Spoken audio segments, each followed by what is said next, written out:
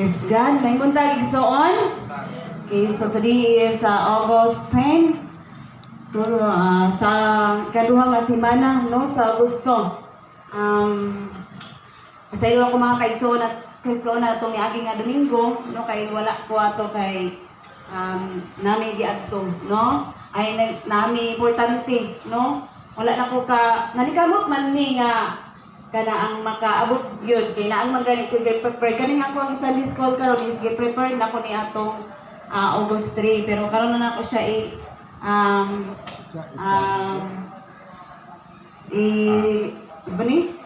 i-discuss tungod kay wala man lagi ni kaabot, no? No, mao nga wala pud ko ato nagpasidaan tungod kay naning kamot man gyud mi nga maka simba ra unta, no? So, karon na nga kaigsunan para yun ta sa atong Sunday School. Sunday School is magtuon ta sa pulong sa Dios. Is God? No? So, klase-klase man gyud ang atong mga challenges sa tibok semana, no? Is unsa man ang atong mga challenge sa tuang kinabuhi. Pero still napasalamat ta, no? Dako gayud nga panalangin nga naagihapon ta karon, no? Nakabot ta ning balay alampuanan, no? Hiusa ta sa pagsimba sa atong buhi nga Dios. So malipay kayo tanan ng mga igsuono kay naa ta karon. Amen. Praise God. So atong pagpadayon mga kaigsuonan sa atong Sunday School, ang ato ang uluhan karon sa atong Sunday School is nagauluhan kini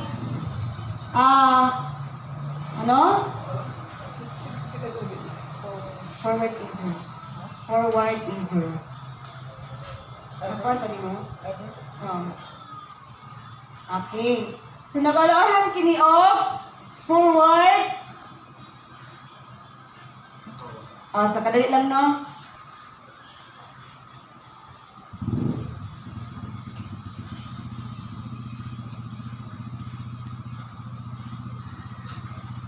Yes, guard.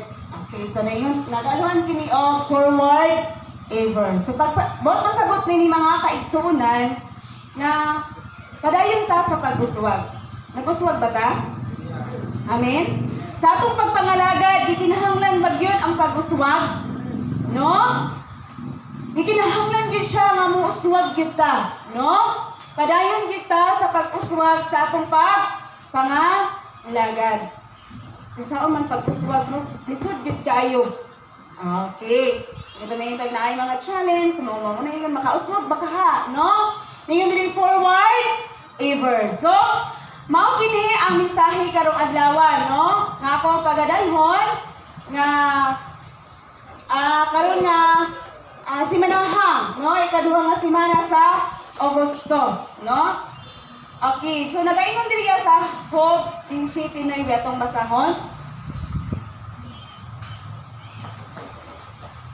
Okay, ingon diri.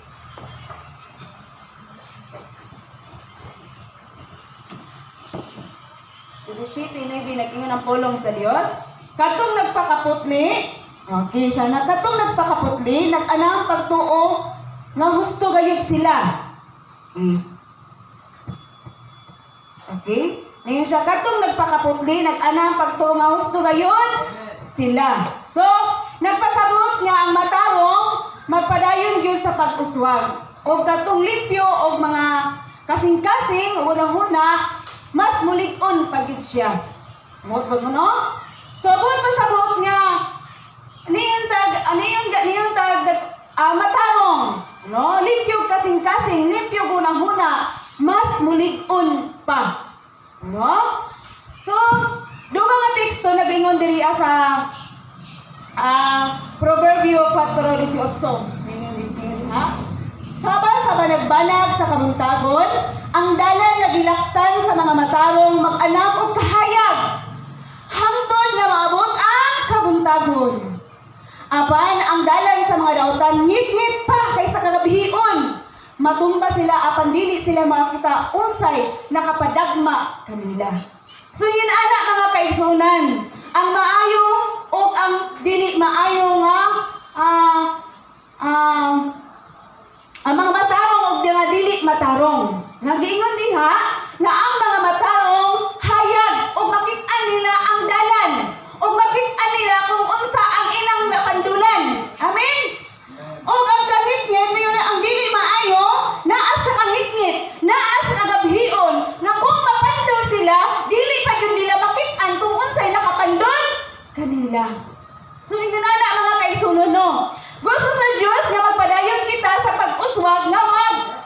mga malagpuson sa kinabuhi, no? So, kita nag-uswag gikan sa himaya ngadto sa himaya, no? Mag-uswag ka nga makita nga dasig ka, no? Ninyo pa diha hayag ka. Subot pa sabot ikaw ang iwag, dili ikaw mo'y kapandulan. Amen. So kita ang iwag, no? Kita ang kahayag. Pagkalisod ra bagyod, no? Lisod kayo. Apay mga kaisunan pinaagi sa tabang sa Dios, mahimo gayud kitang iwag. Mahimo gayud kitang kahayag, no? Mga naan ta karon mga kaisunan namin, no? Kay kita mao'y kahayag sa tanan. Amin ba? O kita ang ningon pa diha nga sama sa banag-banag sa kabuntagon, ang dalan nga dilagtan sa mga matarong mag-anam og kahayag. So sumot pa sabot nga ang gusto sa Dios nga kita nga mga anak sa Dios mahimo kitang magpauswagon. No? Dili kay matud pa kay na dili tay stagnan. No? Gikinahanglan nga mouswag ang ato ang kinabuhi. No? Og mahibalo kita kung kita adunay mga challenges, no? Kay kita man ang kahayag. So bakit ang nato kung aduna may mga conflict, no? Aduna may mga nakababag sa atong kinabuhi. Tungod kay kahayag man ta. Ato bang makitaan, no? Ang paningon diha ang mga dili matarong, bisag ingon pa na ni mga oy dili na mao ang imong gibuhat. Apan gihitngitan man sila. So wala nila makit-i kung unsay nakapandol sa ilahang kinabuhi. So gikinahanglan pagyud nato nga kita mga igsuunan, gikinahanglan nga kita gyud mo iwag sa kangitngit. So kita ang good example sa mga nanginahanglan mga kaigsuunan. Amen. Praise God. Hallelujah. So padayon ta. Naiduha ka pulo, okay? Duha ka pulo nga gisgutan diri sa matarong o dili matarong, no? First is righteousness. Tingnan diri. Righteousness is one of the keys to move forward, no? Usa kini sa mga yawi nga aron mag-uswag ang ato ang kinabuhi, no? Ang righteousness usa kini kay yawi nga mouswag pagyud ang ato ang kinabuhi, no? Nga moto dali na gingon nga kung limpyo ang atong kasing-kasing, makita nimo ang himaya sa Dios, no? Limpyo atong kasing-kasing, limpyo ang hunahuna, ana gyud ang Dios sa ato ang kinabuhi. Amen. Og ato gyud siyang makita. So dili gyud ingon nga ngit-ngita. So dili hayag gyud ang atong pananawon, no? Hayag ang ato ang panghunahuna, no? Hayag ang ato ang kaalam, no? Subot pa sabot is luog ang atong mga panghuna, no? Muna na ang akong buot, ipasabot mga kaigsunan, no? Ikaduha ningon diri moving forward, no? Padayon sa pag-uswag.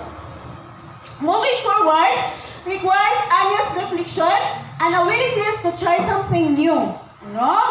Gikinahanglan nga magmatinud-anon ka nga ano na pagkaandam nga andam ka mudawat sa bag-o nimo nga kinabuhi. No? Bitaw tinuot na. Kalimtan na to ang mga naagi na. No, labi na masalumuot siya, labi na kay kaabi kay magkadrama, na pwede padala sa maalaala ang imong kinabuhi. So kalimtan na siya. So imong gapson kung unsa ang naa na kinabuhi nimo karon kauban ang Dios, no? Duha lang manggod kapilian ang ato ang kinabuhi, no? Kada ang kung imuhang dawaton, dawaton nimo ang kinabuhi karon nga bag-o na ka, o magpabilin gihapon ka na inana ang imuhang kinabuhi, no?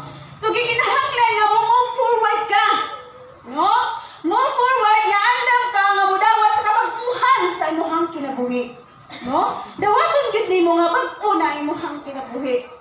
Pumatod palagi daghan jud kayo mga challenges, no? Daghan kayo mga pakana or unsa ba na daghan kayo og kanang mga buhat, no? Sa kaaway nga kanaang bisag ikaw Kristohanon na, bisag ikaw nangalagad nagmaayo, daghan jud kayo, no, mga challenge nga ihatag sa imuha para pud ka. Pero ang kalindutan lang is makita nimo kung unsa ang nakababag diha sa imuhang kinabuhi. Amen? So, ingon diha nga, move forward, no? Okay.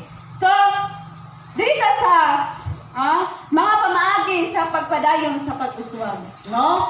Ways to move forward, no? Unsay mga pamaagi nga makapadayon ta sa pag-uswag sa atong kinabuhi. Sa atong pag-uswag ba, kinsa man ang atong makauban? Atong ara ba? Makauswag ba tag kita ra? Ha? So, ang atong pag-uswag mga kaigsunan, wala gyud tay lain nga makauban kundi ang atong buhi nga Dios. No? Dili ta makauswag kung wala siya. Huwa ba? No? Dili ta makapadayon kung dili siya ang mutabang. Dili ninyo na ako ang kaugalingon, akong pagpaningkamot mo ang niuswag ko. Dili. No? Ang atong pag-uswag, kung unsa man ang atong tinguhaon, kana gyud gikan sa Dios, no? Kana gyud nga pag-uswag sa imong kinabuhi, ang Dios gyud naghimo ni ana. Amen. Ang pag-uswag sa atong kinabuhi, yes, naay naay mo tabang sa imuha. Which is kana siya gihatag gyapon na sa Dios nga ehemplo para makatabang sa imuha. Pero ang pinaka-main gyud ni ana, ang Dios gyud mismo nga nagpauswag sa imuha kinabuhi. Amen? Praise the Lord. Maringon din sa una. Stop procrastinating on the goals that are important to you. No? So, niyo siya nga, hunong sa pagpaliban sa imuhang mga importanteng tumong. Kana bitang mag-unya-unya ka, no?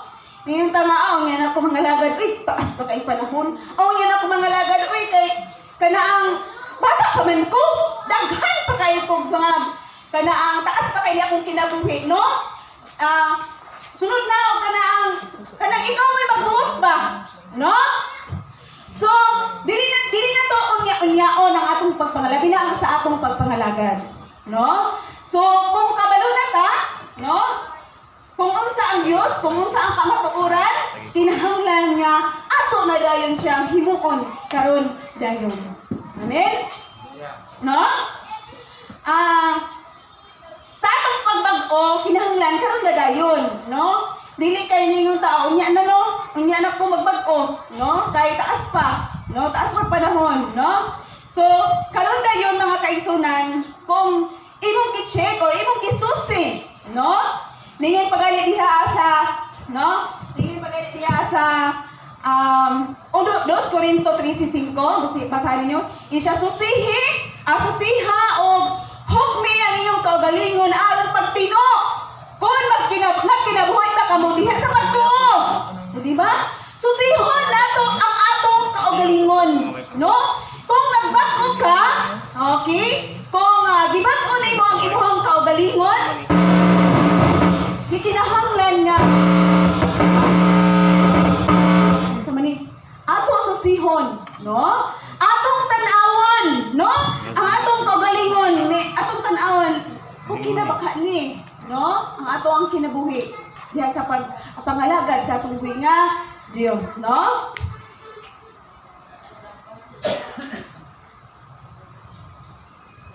Okay, so ikaduha nag-ingon.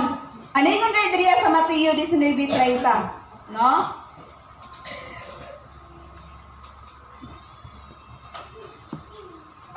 Yun siya. Apan daghan sa nag-una karon, maulahi o daghan sad na ulahi karon nga mahiuna. So ningon gani ko nga kung nagbag-o ka, no?